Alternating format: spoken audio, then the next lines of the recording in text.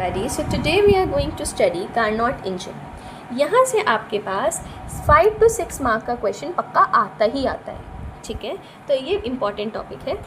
अब इसके अंदर क्वेश्चन किस टाइप के आते हैं. आपके पास क्वेश्चन आ जाएगा कि एक्सप्लेन कार्नोट साइकिल और working of Carnot engine. Okay, तो पहले हम समझ लेते हैं कि ये कार्नोट इंजन क्या है.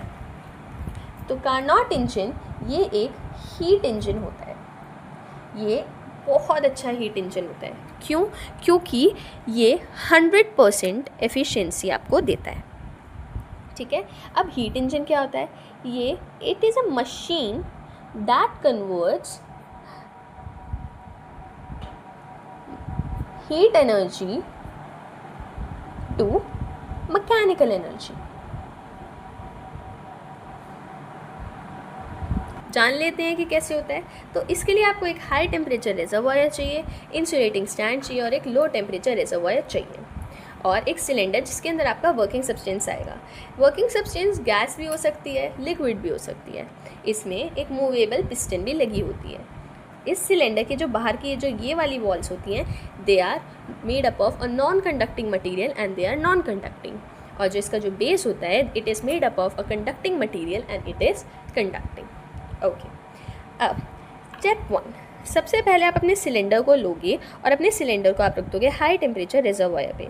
जब आप इसे अपने हाई टेम्परेचर रिजर्वायर पे रखोगे तो जो हाई टेम्परेचर की वजह से वहाँ से हाई टेम्परेचर रिजर्वायर से जो हीट है वो जाके आपके सिलेंडर के अंदर चली जाएगी, क्योंकि बेस तो कंडक्टिंग है ना, तो वो चली जाएगी आपके सिलेंडर के अंदर, जिसकी वजह से आपकी जो गैस है वो एक्सपैंड करने लग जाएगी. अब गैस आपकी एक्सपैंड कर रही है ना. टेम्परेचर आपका कांस्टेंट रहेगा. और आपने ये बात तो सीखी ही होगी कि जब आपका टेम्परेचर कांस्टेंट रहता है तो आप उसको बोलते हो आइसोथर्मल. अब गैस एक्सपैंड करी है तो वो गया एक्सपेंशन, तो आप इसको कहते हो आइसोथर्मल एक्सपेंशन. तो हम साथ ही साथ यहाँ पे इसका एक ग्राफ बना लेते हैं, ठीक है. ये भी एक बहुत इंपॉर्टेंट ग्राफ है जिससे आप आगे की डेरिवेशंस कर सकते हो. तो ये पीवी ग्राफ बनता है.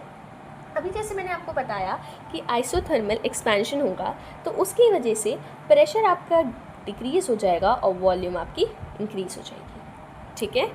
ओके, तो हम यहाँ लिख लेते हैं इस पर आइसोथर्मल एक्सपेंशन. नेक्स्ट, आप उस सिलेंडर को लोगे और आप इंसुलेटिंग स्टैंड पर रख दोगे. जब आपने इसे इंसुलेटिंग स्टैंड पर रखा तो आपकी जो गैस है वो एक्सपैंड तो होगी लेकिन वो बाहर नहीं जा सकती है. There will be no exchange of heat, क्योंकि हीट तो है ही नहीं, है ना. तो क्योंकि जो गैस जो एक्सपैंड होगी और वो कन्फाइन